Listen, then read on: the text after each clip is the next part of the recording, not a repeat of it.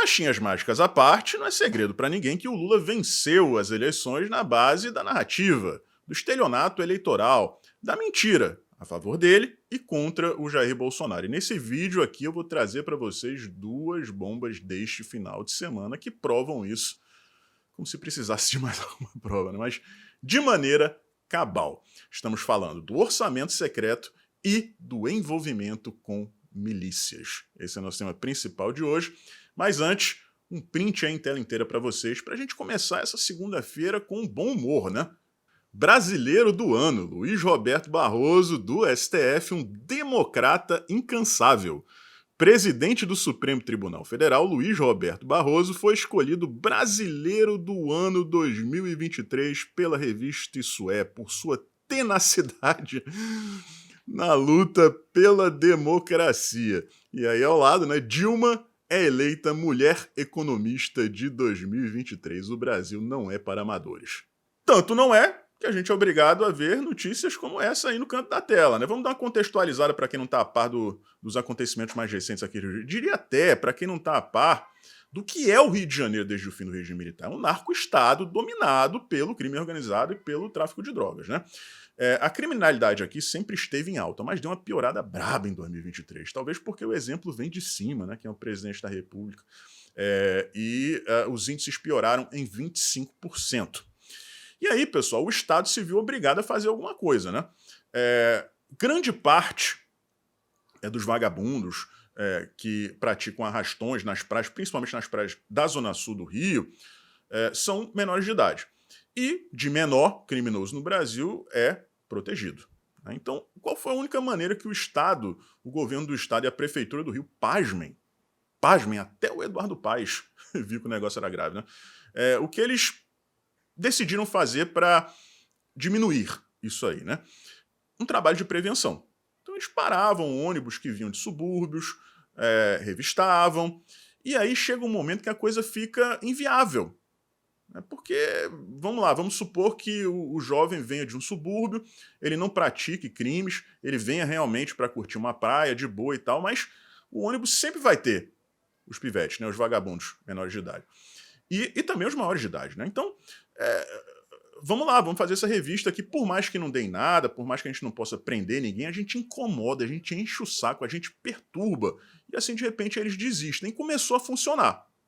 Só que aí uma juíza aqui do Rio de Janeiro decidiu proibir essas operações. O Estado recorreu e um desembargador derrubou o veto da juíza. E agora está aí o PSOL tentando derrubar, né, o recurso. É impressionante como tudo que envolve criminoso e bandido, o PSOL está lá presente, mas sempre do lado errado. Sempre do lado errado. Eu ia perguntar aqui para vocês como alguém pode votar nesse partido. É simples. O Brasil é um país cheio de bandidos. Então, quem elege candidato do PSOL é bandido. Ou então gente que gosta de bandido. Uma historinha rápida aqui, uma dessas deputadas, que eu não vou citar o nome aqui, ela já foi, ou ainda é, não sei, minha vizinha de bairro. E logo no início do governo Jair Bolsonaro, não sei se vocês se lembram disso, né? Rolou um panelaço diário às 20 horas. E aqui no meu bairro, né? Tudo bem, tem muito esquerdista, mas não é uma turma muito ativa.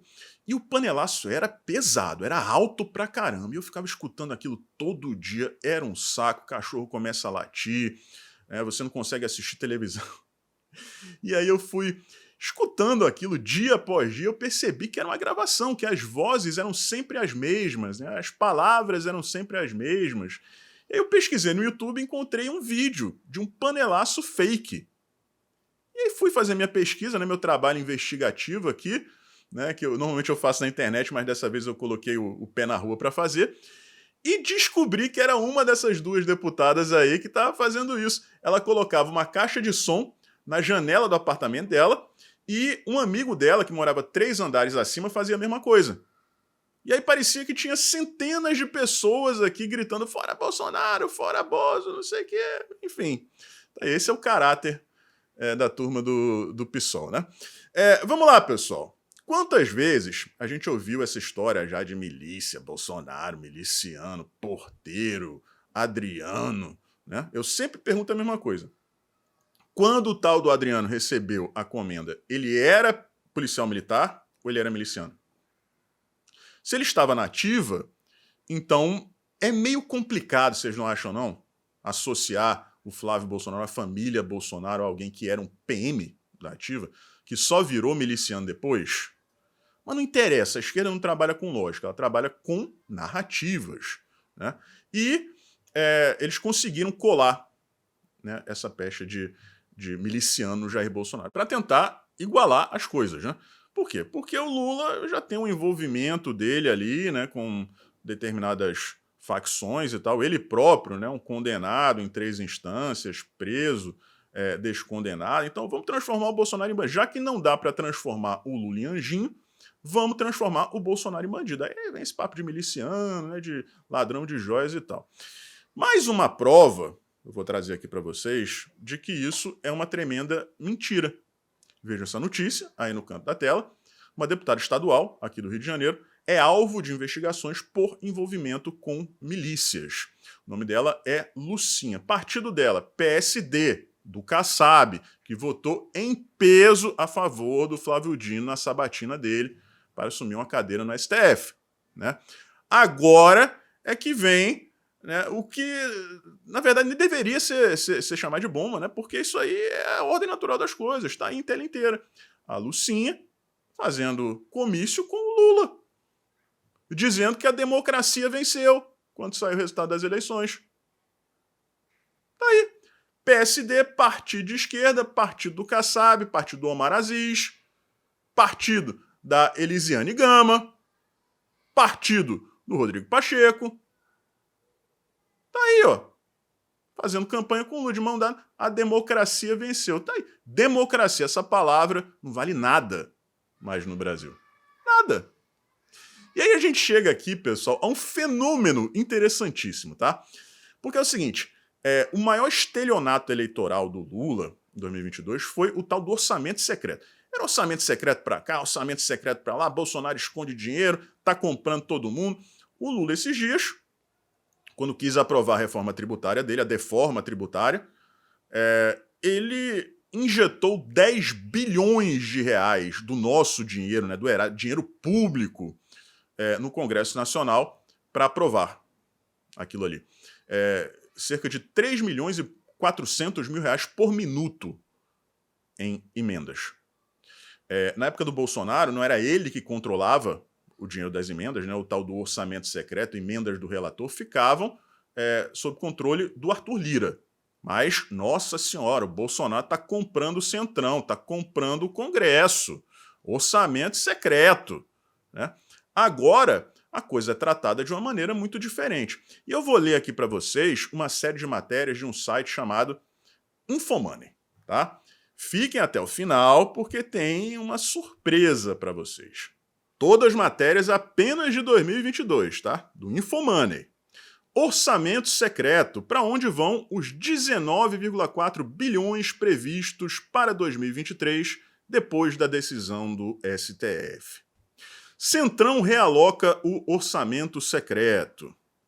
PEC da transição permite liberação de recursos do orçamento secreto em 2022 e pode ajudar Bolsonaro a fechar as contas. Congresso articula liberação de 7,9 bilhões do orçamento secreto. Governo, na época do Bolsonaro, né? Governo manobra para liberar 5,6 bilhões para orçamento secreto. Agora vejam como o Infomoney trata as emendas agora no governo Lula. Governo aprovou reforma tributária com minoria no Congresso. Um fato histórico. Aí você pergunta assim, né? Quem é o dono do Infomoney? Quem está por trás? Aí está a resposta. O Infomoney faz parte do grupo XP, do Benchimol, apoiador do Lula, a turminha da Faria Lima, os isentões. E tá aí uma matéria de fevereiro desse ano.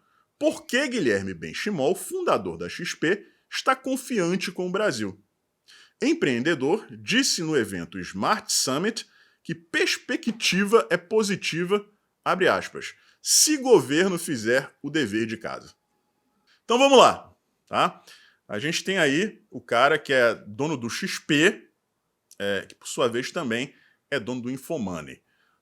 Toda vez que tinha movimentação do orçamento secreto, que, repito aqui, não era controlado pelo governo federal, era controlado pelo presidente da Câmara dos Deputados, o Arthur Lira, eles chamavam de orçamento secreto, demonizavam, sempre tinha uma pontinha de ironia, né? Sempre tinha uma maneira de você diminuir o governo de Jair Bolsonaro como se ele estivesse comprando todo mundo para conseguir governar, papapá, aquela ladainha que a gente escutou durante o governo dele inteiro.